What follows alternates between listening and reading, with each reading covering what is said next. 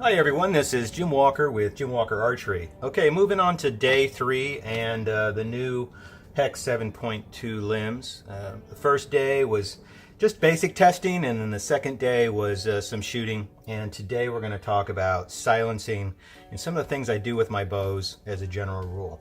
So the first day, or should I say the second day, we wanted to put on, the rubber tips. That's very helpful, keep from damaging the tips. And then also on these particular limbs, I always use an actual felt tape for my shelf. That always works very nicely. I put that shit on everything. All right, so what we have next is, when I was at the range, I was actually uncomfortable. The bow was way too noisy from what I'm used to, even with relatively heavy arrows.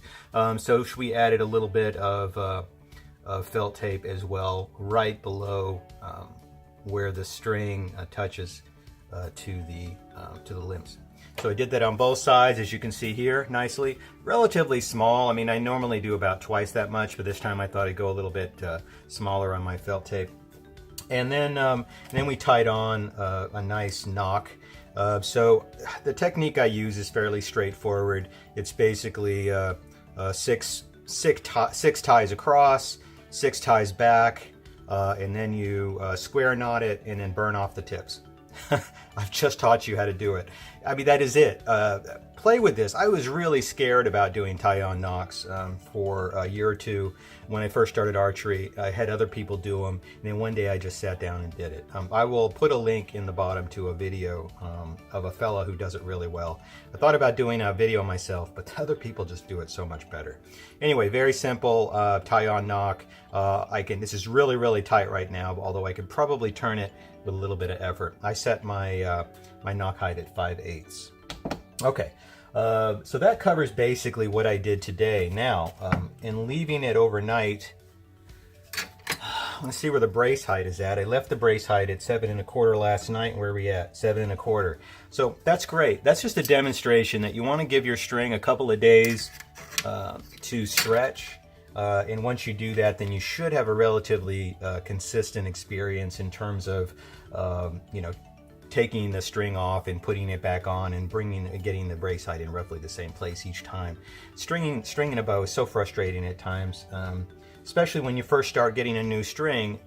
You start shooting it and you find it's very inaccurate and you're wondering why. It's literally because the brace height on a new string can drop a 1/4 inch or even a 1/2 inch during a session. So be aware of that. If you can, bring a square with you and then check the brace height when you first start using your bow. You will be much happier and be less frustrated when you do that for the first week. Just keep checking that string brace height. Super crazy important. Oh, one more thing. All right, so I knew I forgot something. Underneath the bolts, where the limbs connect, I actually put a couple of. Let me see if I have it here. It's mounting tape. Yes, I in the past I've used the felt tape, but this works really well. These are actual little squares. I don't even remember where I found them. I got them on eBay. You basically take the squares off. You can use any mounting tape for that matter. These actually just come in squares, so I basically cut these in half. You cut them in half and then place them.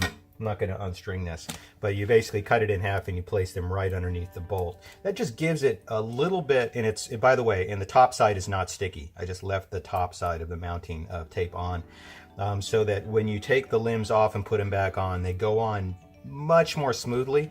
And I don't know if they dampen the sound a little bit when you shoot. I think they do. Not really tested it, but like I said, you can either use a felt tape or use maybe a little bit of mounting tape right below the bolts, not covering the crevice or the connecting space, just right on the outside of it. It clamps down, and it really helps. I found that with other bows like the Hoyt Buffalo and a couple of others, that this placing of the tape right underneath the bolt really made a big difference in terms of keeping everything nice and tight. It's only, less than 1/8 of an inch, so it's not going to make a big impact, but it does make things nice and tight. All right, so that covers my my quick review of my updates since last time on Jim Walker Archery Workbench. So I hope you enjoy that, and you have a wonderful day.